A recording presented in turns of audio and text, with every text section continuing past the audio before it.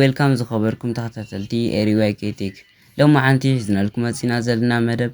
ቤዚክ እንግሊዝ ዝበሃሉ ኢና ክንመሃር ነዚኣ ቻናል እዚኣ ሓደስቲ ሰባት እንተኾንኩም ሳብስክራይብን እታ ናይ ደወል ምልክት ብምስቃጥ ቤተሰብ ናይዛ ቻናል እዚኣ ክትኮኑ ትኽእሉ ኢኹም ከምኡውን ነዚኣ ቪድዮ እንተፈቲኹማ ላይክን ንኻልኦትን ንኽበፅሖም እውን ሼር እንዳገበርኩም ስጋዕ እዚኣ ቪድዮ መጨረሻ ክትርእይዋ እንዳዓደንክኹም ናፍታ ቪድዮ ሌትስ ጎ انت قدم ዝገልጽልኩም ለማዓንቲ ቤዚክ እንግሊሽ ኢና ክንማር ቤዚክ እንግሊሽ ንማርካ ዘም ዝኸተሉ ነገራት ገነዛራረብሉም ኢና መጀመሪያ አይ ዳሽ ብላሎ አይ ዳሽ ክንብል ከለና ከአይ ቀጽሉ ዝኾነ ነገር ምግባርና ወይ ከ ንገብር ከም ዘለናን ከም ንገብር ዘለና ወይ ከ ከም ዝገበርናዮ ሓደ አክሽን በአና ከም ዝተገብረ ንምግላጽ እንጥቀመሉ እቲ ካልኣይ ከ አይ አም ዳሽ ብላሎ አና ዝኾነ ነገር ምዃነይ ተማሃራይ ክኾን ይኽእል ካልእ እውን ክኾን ከምኡውን አይ ሃቭ ኣለና አይ ሃቭ ከ ኣለኒ ወይ ከ ምህላው ማለት እዩ አይ ሃቭ ክንብል ከለና ካልእ ከ ፕሬዘንት ፐርፌክት ከ እንጥቀመሉ ኢና ንኻልኦት ቴንስስ እንጥቀመሉ ኢና ግን ኣብዚ እንጥቀመሉ ከም ምህላው ኢና እንጥቀመሉ መጀመርያ ክንወስድ ከለና ናሆም ይብላሉ ብዚ ናሆም እንታይ ኮን አይ ናሆም አይባልኒ ስለዚ አይ አም ናሆም ኢና ክንብል ንኽእል አይ አም ናሆም ቀጻሊ 45 years old አይ 45 years old አይኮነን አይ አም 45 years old ትክክለኛ መልስ ማለት እዩ ቀጽልና ከ from Ethiopia I am from Ethiopia ይባልኒ I am from Ethiopia ግን I from Ethiopia or I have from Ethiopia አይባልኒ ስለዚ I am from Ethiopia ካው ቀጽሉ ከ doctor I am a doctor ይዝባል ካው ቀጽልና ከ doctor ንምልሕ ንጥቀመሉ ከምኡን ሜሪድ ንጥቀመሉ ንሕና ምዃንና ቅድም ከም ዝበልኩኩም ንሕና ምዃንና ኢና ንገልጸሉ እንታይ ምዃንና ኣብዚ ዶክተር ምዃንና ወይ ከም ምርዑ ማለት እዩ ሜሪድ ምርዑ ምዃነይ አም ሜሪድ ክንኮልና ኣነ ተመርዐ ንባልና ንግለጸሉ ንሕና ምዃንና ንገልጽ ኣለና ቀጽሉ ከ 3 kids ኣሎ ሰለስተ ቆልዑ ኣለና አይ 3 kids አይባልኒ አም 3 kids አይባልኒ I have 3 kids ሰለስተ ቆልዑ ኣለውኒ ግን ክንብል ንኽእል ኢና ማለት እዩ ቀጽሉ ከ friends ይዕሮኽ I friends I am friends አይባልኒ I am friend ይኸውን ግን ኤስ ስለዘለው I am friend አነ ሲንግል ስለዝኾንኩ friends ከሆነ አይክልኒ I have friends ግን ክንብል ንኽእል ይዕሮኽ ኣለውኒ ቀጽሉ ከ go to church in my free time ኣብ ትርፊ ግዜ ናብ ቤተክርስትያን ምኻድ I go to church in my free time ቅድም ከም ዝበልኩኹም አይ ተጠቂምና ካው ቀጽሉ ዝኾነ ነገር ምግባርና ከም ዝበልኩኹም ቅድም I go to church in my free time ንብል ሕጂ ምኻኑ go ቨርባኒ ንአይ ንጥቀመሉ ቀጽሉ ከ church ኣብ ትርፊ ግዜ ይኸይድ ቀጽሉ ከ like reading book I like reading book ይባሃል I am like reading book አይባልኒ I have like reading book አይባልኒ ስለዚ ታኔ መጀመሪያ I like reading book መጽሐፍ ምንባብ ይፈትእ እየ አነ ምፍታወይ ይገልጽ ኣለኹ ማለት እዩ ቀጽሉ ከ watch TV I watch TV ይዝባሃል I am watch TV አይባልኒ ከምኡን I have watch TV አይባልኒ ታትኾን ትክክለኛ correct answer ታይትኾን I watch TV ኢና ንብል watch TV አነ ቴሌቪዥን ንርኢ አነ ሓደ አክሽን ምግባረይ ይገልጽ ኣለኹ ማለት ቅድም ከም ዝበልኩኹም ሕጂ ከ ብሂና ብሺ ወይ ከ ብእሷ ወይ ከ ብእሱ ኢና ክንዛረብ ከም ትቅድም ብአይ ዝተዛረብናዮ ወይ ከ ብአነ ዝተዛረብናዮ ሕጂ ከ በዚን ክንዛረብ ኢና እዚኦም ኤግዛምፕላት እንዳራኣና እውን ሞር ክሊር ንክኾነልና ነዚም በዚም ኤግዛምፕላት እንዳተደገፍና ክንመሃር ኢና መጀመርያ ሺ ወይ ሂ ከም ትቅድም ዝበልኩኹም ሓደ ድርጊት ክገብሩ ከሎ ወይ ከ እሷ ክትገብር ከላ ወይ ከ እሱ ክገብር ከሎ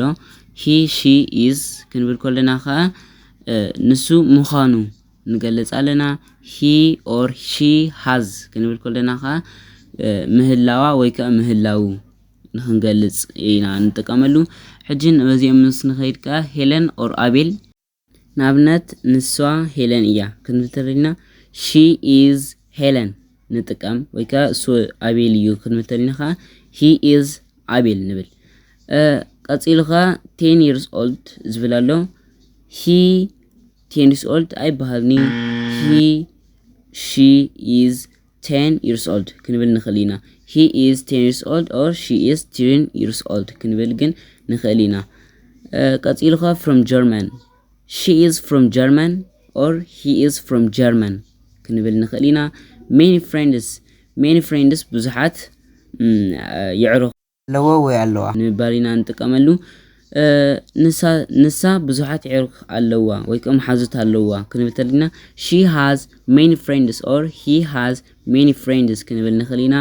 ቀፂልኻ plays volleyball ይፃወት እዩ ወይ ከዓ ትፃወት እያ ክንብል ተለና ድርጊት action ተደሊና he or she plays volleyball ንብል ቀፂልኻ goes to church in her or his free time ንብል ተደሊና he or she ንጥቀም ምክንያቱ ኣብዚ goes ክንብል ከለና es ስለዝወሰኸ es kan ንጥቀመሉ ንሲንጉላር ስለዝኾነ he እና she ሲንጉላር ስለዝኾኑ ንዑ ንጥቀመሉ ቀፂልና ንጥቀመሉ a kind father ማለት ለዋህ አቦ he a kind father አይባልኒ he is a kind father ክንብል ንኽእል ኢና she has or he has a kind father ውን ደጊምና ክንብል ንኽእል ኢና ማለት እዩ ሕጂ ውን ብፕሮናውን ዘይ መፂናኩም ኣለና ዘይ ማለት ንሳቶም they are ንሳቶም እዮም they have ኣለዎም ንሳቶም ማለት እዩ እሺ ነዚም ኤግዛምፕላት ከንራ ሳምሪ and ሳራ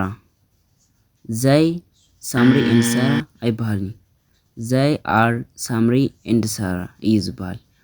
they have ሳምሪ and ሳራ አይባልኒ ቀፂልኻ friends they friends አይባልኒ they are friends እዩ ዝበሃል they have friends ውን ይባሃል ማለት እዩ ቀፂልኻ study together ማለት በሐንሳብ ምጽናዕ ማለት እዩ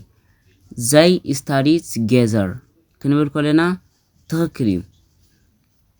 they are study together አይባልኒ they have study together ውን አይባልኒ ቀፂልኻ their own house ናቶም ናይ ባዕሎም ገዛ their own house አይባልኒ they are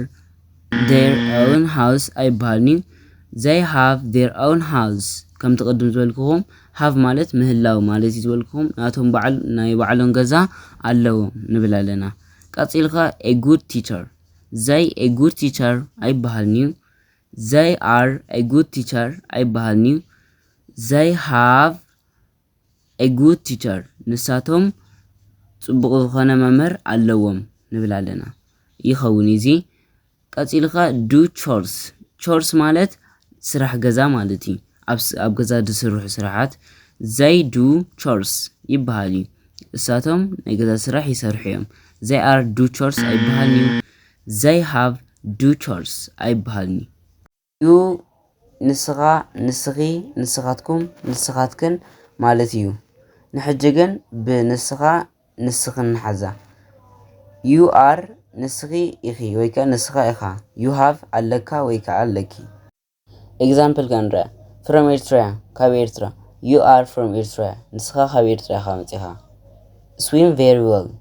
ጽቡቕ ምሕንባስ ማለት እዩ swim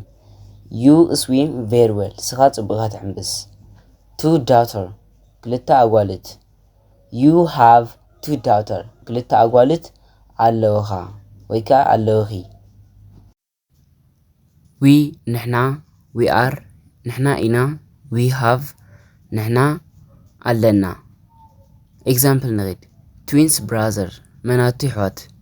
we are twins brother ንሕና መናቱ ሕዋት ኢና lovely mother ደስ ትብል ኣደ we have lovely mother ደስ ትብል ኣደ ኣላትና respect each other ማለት ምክብባር ንሕና ነንሕደትና ንከባበር ኢና we respect each other